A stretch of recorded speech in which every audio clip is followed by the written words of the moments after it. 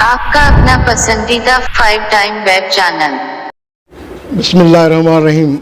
जेॾो तुंहिंजो नाम ॿाज बि ओॾियाई मङा, रिय थंभे रिय थोणी तूं छपर तूं छां, ऐं कुॼाड़ो कहां तोखे मालूम सभु का।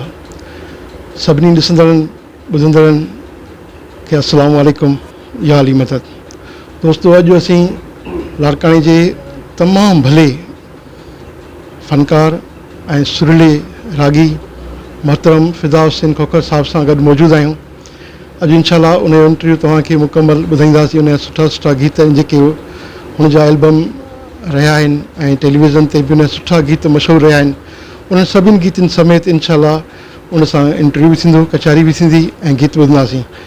त आउं सभिनी दोस्तनि खे इहो अर्ज़ु कंदुमि त जिन बि दोस्तनि असांजो 5 टाइम चैनल जॉइन कयो आहे उहे महिरबानी करे असांजे इन हेठि नंबर ते राब्तो कनि त जिन वटि जेको बि टैलेंट आहे त असां उन्हनि ताईं पहुचंदासीं ऐं उन्हनि जो जेको बि टैलेंट आहे उहो खणी 5 टाइम जे थ्रू सभिनी दोस्तनि खे दुनिया ते ॾेखारींदासीं।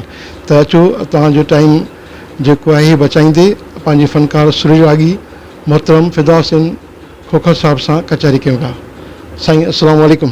वालेकुम सलाम। साईं अख्तर वाह, छा हाल आहे? ख़ुशि आहियो? ठीकु ठाक? अल्हम्दुलिल्लाह। साईं सवाल त घणा आहिनि, इंटरव्यू इंशाअल्लाह शुरू में कंदासीं, पर पहिरियां ई चाहींदुमि तव्हां पंहिंजे दोस्तनि खे पंहिंजो मुकमल तारुफ़ करायो। सर, मुंहिंजो मुकमल नालो आहे फिदा हुसैन खोखर ऐं पैदाइश लाड़काणे मोहम्मदपुर लाड़काणे में थी। उन खां पोइ वालिद साहिब जी डेथ थी वई 4थे दर्जे पढ़ण जे दौरान। त मुंहिंजा मामाणा रहंदा आहिनि गंबड़ खां परियां फ़क़ीर मिल खां। उते आऊं 15-16 साल रहियुसि, जिते मूं प्राइमरी पढ़ियो। उन खां बाद में वरी मां लाड़काणे शिफ्ट थी आयुमि, वरी पोइ हिते ई थो रहां। असांजे नाज़रीन खे पंहिंजे सुठे गीतनि मां को जेको ॿुधाइणु चाहियो। जी सर, ही लतीफ़ सरकार जो वाई आहे। लतीफ़ सरकार जी जेका मूं त ढोल फ़क़ीर ॻाई, असांजो तमामु हिकिड़ो बहितरीनु आर्टिस्ट हुयो। पोइ मैडम आबदा बि ॻाई आहे, असां बि ॻायो आहे, कुझु ॿियनि फ़नकारनि बि ॻाइनि, त उहो तव्हांखे ॿुधायूं था।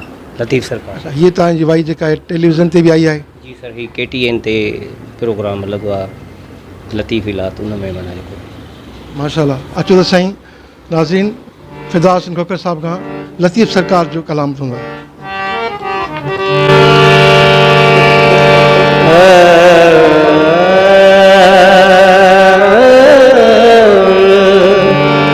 ईंदो सजण साईं अला मुंहिंजो ईंदो ढोलण साईं।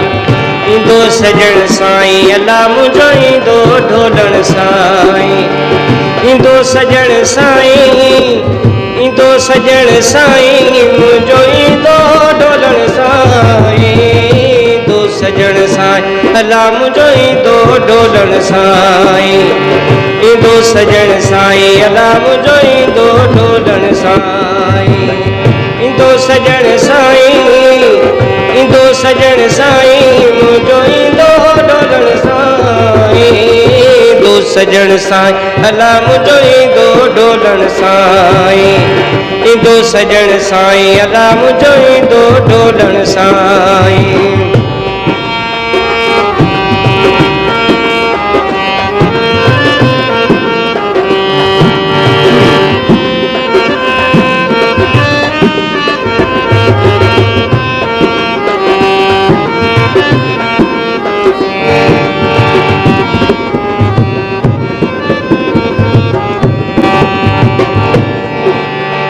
हाथी ॾेई हथड़ा अचे चिकण मां चाहींदो। हाथी ॾेई हथड़ा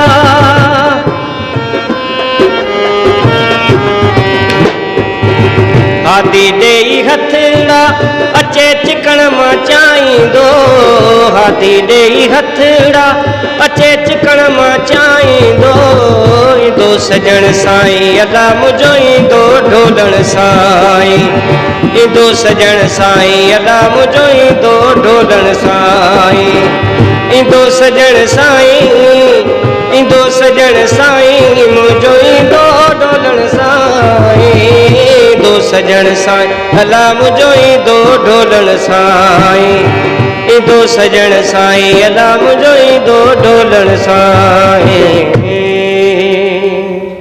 फिदा हुसैन खोखर साहब जीअं सुठो मिठड़ो ॻाए थो ऐं पाण बि तबियत में तमामु मिठड़ो ऐं तमामु सुहिणो माण्हू आहे। साईं खां ॿियो सुवालु पुछंदासीं नाज़रीन तरफ़ां त साईं तव्हां मौसीक़ी दुनिया में जॾहिं पहुतो त तव्हां ज़रूरु उस्ताद वटि आया हूंदो, उस्ताद खां सिखिया वरिती हूंदी, त हीअं तव्हांजो उस्ताद केरु आहे ऐं तव्हां कंहिंखां सिखिया वरिती?